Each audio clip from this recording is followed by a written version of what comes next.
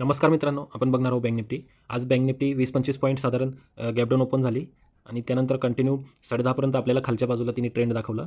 पण ती काही सस्टेन झाली नाही. तिथून पुन्हा एक सपोर्ट घेतला या रेंजला 47,000च्या आसपास आणि तिथून slow and study up trend घेण्याचा प्रयत्न केला आणि त्यानंतर एक साधारण 12:30च्या आसपास खाली आली. पुन्हा एक सर्वांची स्टॉप लॉस हिट केले आणि त्यानंतर पुन्हा एक पावणे 2च्या दरम्यान साधारण एक मोठी ग्रीन कॅन्डल इथे बनवली आणि त्यानंतर साईडवेज होऊन क्लोज झाला. सो आज ओव्हरऑल बँक निफ्टीमध्ये बऱ्याच लोकांची स्टॉप लॉस हिट झाली असणार. तर बघूया नेमकं उद्या कुठे मार्केट ओपन होतं. जसं की आपण लास्ट व्हिडिओमध्ये डिस्कस केलेलं, जे की आपल्याला एक ग्रीन कॅन्डल अपेक्षित होती 1 डे टाईम फ्रेमवर, जी की इथे होती. एक आपल्याला ग्रीन कॅन्डल अपेक्षित होती इथे. या रेंजला आपण मागच्या व्हिडिओमध्ये डिस्कस केलं. त्यानुसार तुम्ही मागचा व्हिडिओ बघितला नसेल तर तुम्ही बघू शकता तो. सो इथे ग्रीन कॅन्डल दिली आहे आपल्याला मार्केटने. सो उद्या जर मार्केट इथून गॅपअप ओपन झाला ह्या रेंजला तर पुन्हा एक बँक निफ्टी ह्या रेंजमध्ये येऊन स्टक होण्याची शक्यता आहे. जसं की मागच्या व्हिडिओजमध्ये आपण पाहिलेलं की गेली 2-3 महिन्यापासून चॅनलच्या खालच्या बाजूला येतो, पुन्हा अप ट्रेंड घेतो. इथे पण तसंच केलेलं आहे. सो बरेच वेळा 3 ते 4 वेळा तसंच झालेलं आहे.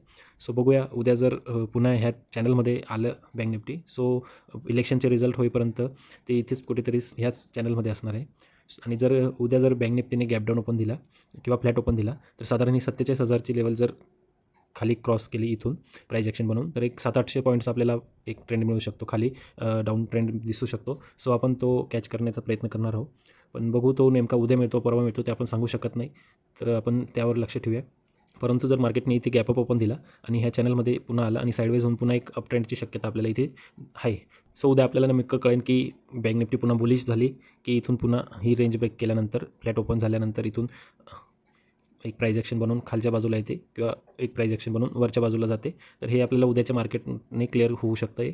सो उद्या आपल्याला वेट अँड वॉचचं एक डे असेल किंवा जर उद्या मूव्ह मिळालं, प्राईज ॲक्शन मिळालं तर आपण तसे ट्रेड घेणार आहोत. परंतु उद्या शक्यता कमी की उद्या आपल्याला कुठले ट्रेड मिळतील. उद्या ट्रेड नाही मिळाले तर आपल्याला एक्सपायरीला बँक निफ्टीची एक्सपायरी परवा आहे, त्या दिवशी आपल्याला नक्की एक चांगला ट्रेड मिळेल. सो बघूया आपण उद्या मिळतं की नाही मिळत की परवा आपण ट्रेडिंग करायची. थँक्यू.